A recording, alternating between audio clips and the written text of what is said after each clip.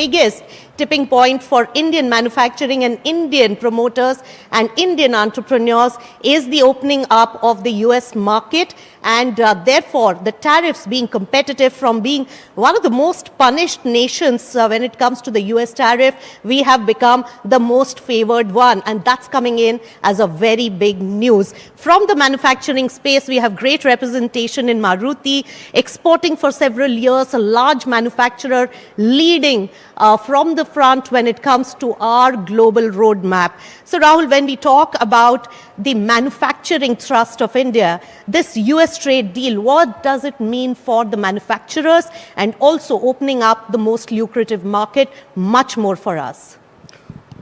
I think, as you rightly said, the US trade deal, one, of course, will put a lot of uncertainty to rest and a lot of apprehensions about very penal kind of tariffs on some of our sectors. Since I come from the auto sector, I particularly know that auto component sector was up against a wall. They had to face something like a 50% tariff, which is just impossible to penetrate. So across sectors, I think it will open up a big opportunity for exports. From whatever we are hearing, we don't think there are many areas of sensitivity where there are much concerns. And though the details are still coming, but if I take an example from the EU FTA, India EU FTA, I must compliment the government wherever we had sensitivities on the domestic front and wherever we had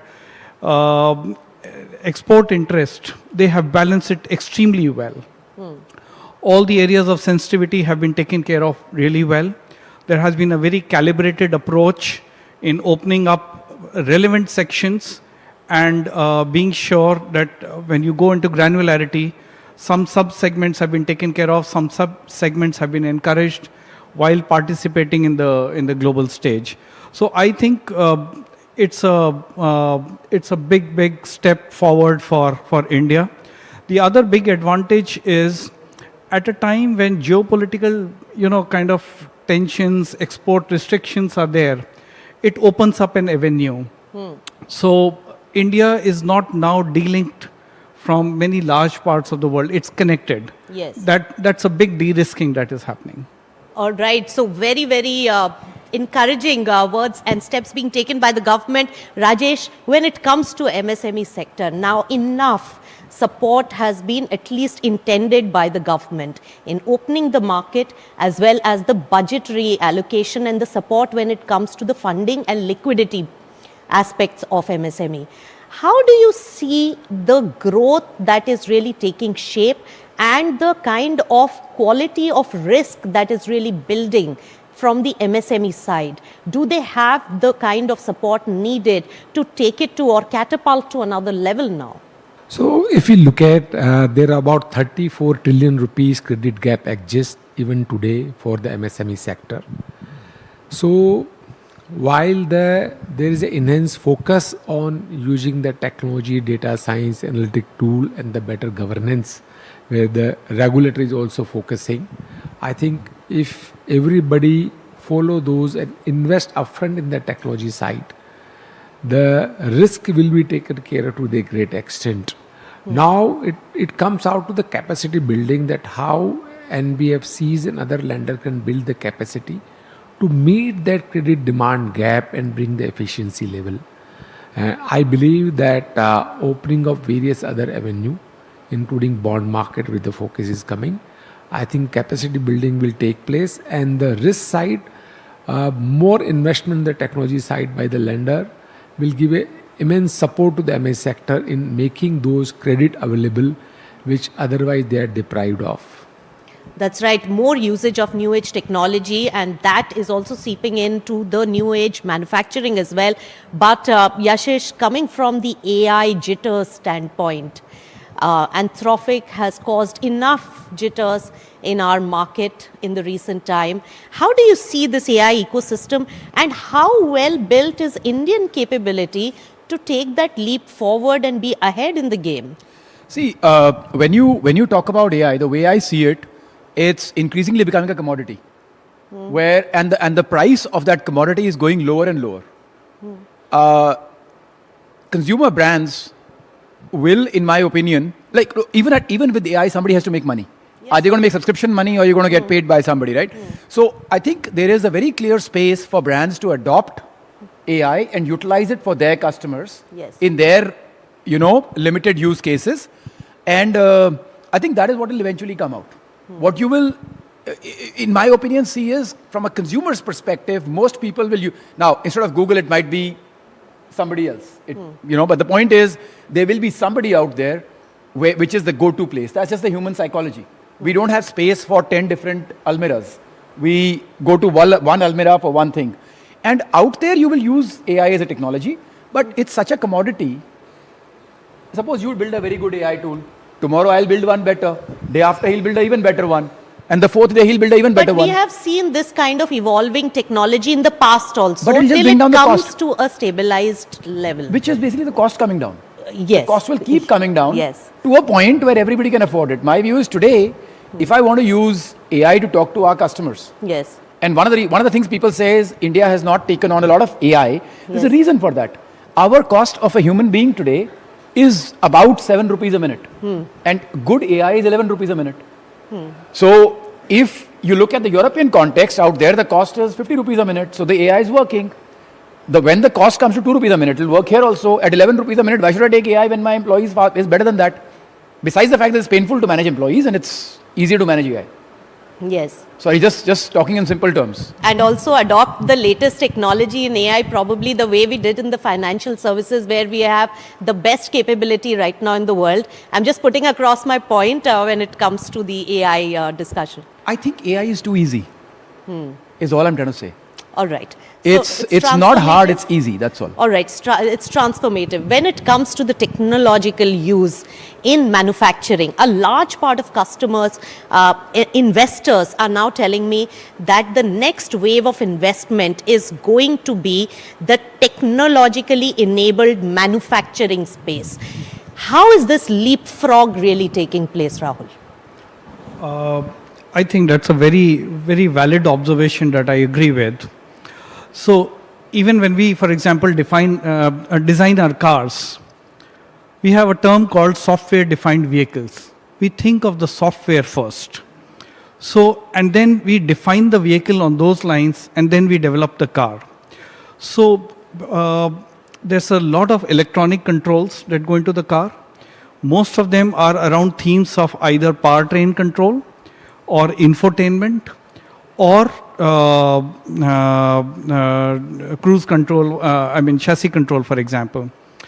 So we have a lot of technology, the new tech that is going into the car, and along with that, many opportunities are opening up in the software space to make the best out of that. Apps, for example. So Maruti Suzuki is engaging with many startups because we know that these ideas come naturally to them in their kind of context. They are probably better suited for some kind of development. So we have a program where we are engaging with startups. I think we've 6,500 startups we've engaged with. Many of them we've onboarded, many of them we've given free proofs of concept, and many of them are partners. I think almost 30, 40 of them are partners today to Maruti Suzuki, and we have the humility and the curiosity to learn from them. So you're absolutely right. The new age manufacturing is about tech and about knowledge. And it's not just in the products, it's in our factories also. Our newer factories are Industry 4.0, or even they have many features of Industry 5.0. So I'll give you a small example. The sequence in which we make models in our line, because we make models for hundreds of countries with variant specs, there are about 600 variants of them. The parts that are coming from the suppliers are coming in the same sequence as in which we are, and that supplier is coming situated cities away. So hundreds of kilometers away, the parts are coming in the same sequence as I'm feeding my assembly line. That is the level of technology that we have reached. So, and in other aspects like safety, for example, it can be leveraged big time. Thank you so much, Rajesh, Rahul, Yashish, for really emphatically sharing your expertise and your insights on this discussion.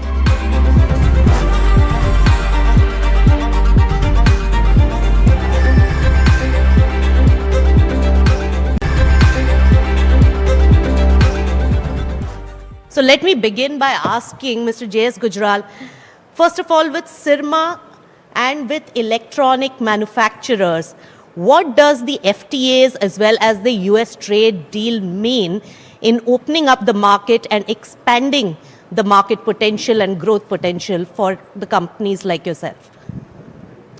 I think it's been a dream come true for the electronic sector. We have been in the industry for 40 years. And as Piyushji said, we are stripped off all the demand by having the agreement with our competing countries. For the first time in the last 8-10 years, electronics has found a space at the head of the table. Yes. And I think it gives us an enormous opportunity to grow. Industry has to invest. Growth is not going to be easy. It's not like China, which had a 20 years of smooth run in a sort of a stadium with AstroTurf. Right. Current geopolitical environment is like you have to run a cross-country marathon. Yes. So the industry has to gear up. The government has done enough. Should it do more? Yes. Can it do more?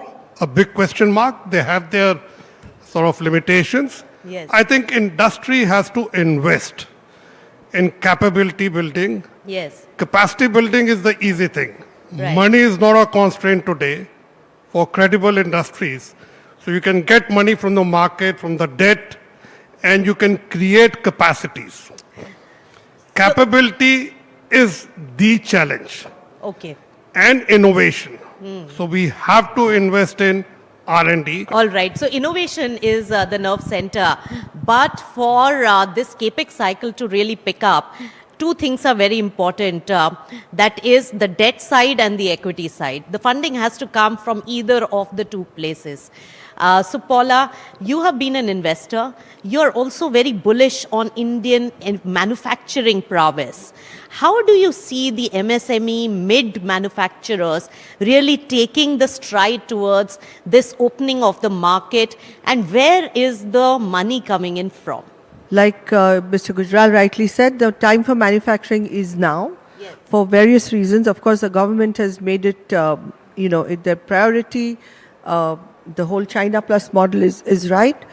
We do need good capital. And by Yes. good capital, I mean a capital which understands the kind of timelines, the kind of investments, not just CAPEX, but also in terms of, innovation. To support innovation, we would need Yes. R&D. Yes. And I mean applied R&D. It doesn't have to be fundamental, but we do need capital that will support this kind of innovation. And technology adoption. I think there is huge possibility of jumping a few stages and getting on to manufacturing 5.0 even by the digital transformation.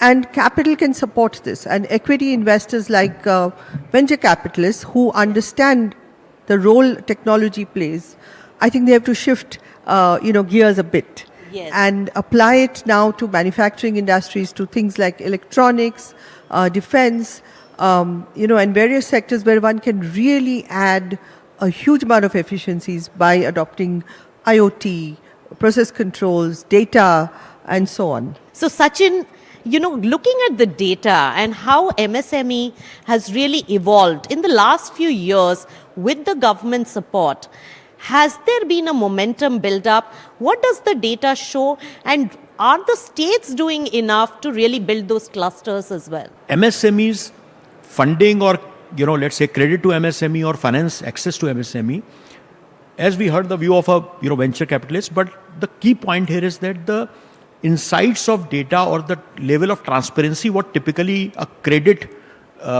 provider or an investor requires.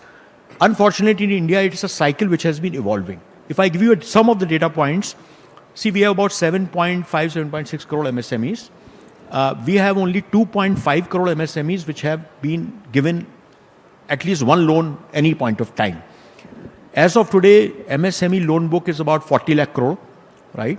And if you see the penetration today, the live loans, it won't be more than 12 to 15%, right? So you can see that that's a credit side of it. If you come to the investment side of it, it will be even far lower.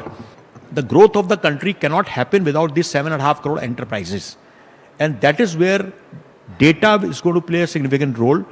They need to become more and more transparent, or they need to become more and more data centric. Yeah. And providers like us also bring certain value to that. But that's the ecosystem which needs to work, because that's where the credit and investment will Yes. play a significant role in making these sort of ecosystem players much Right. more robust for the future. So more data and more risk analysis. These two, how critical is it, Paula?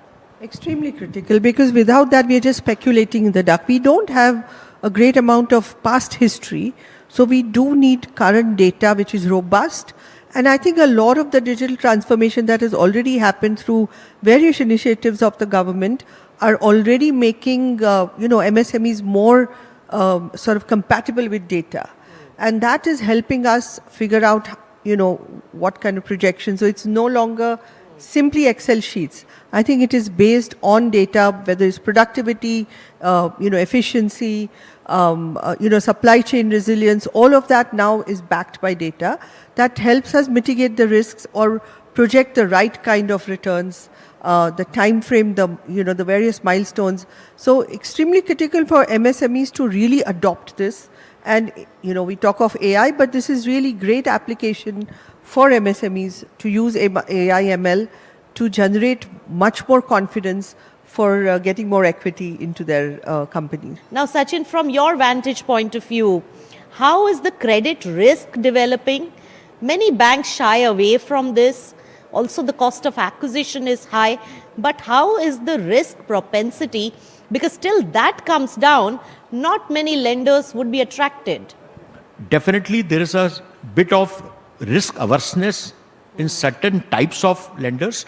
And also one point I want to make it here, credit is not just about credit. Credit is about at what cost you get the credit. Yes. In fact, if you get the credit at 10%, your competitiveness versus you take a credit at 18% is going to be significantly different, because it in some businesses, you just can't produce 8% extra profit Yes. to service that debt, right?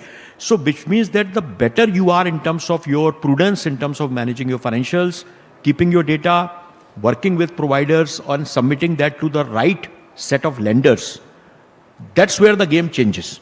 Thank you so much, all of you, for sharing your insights.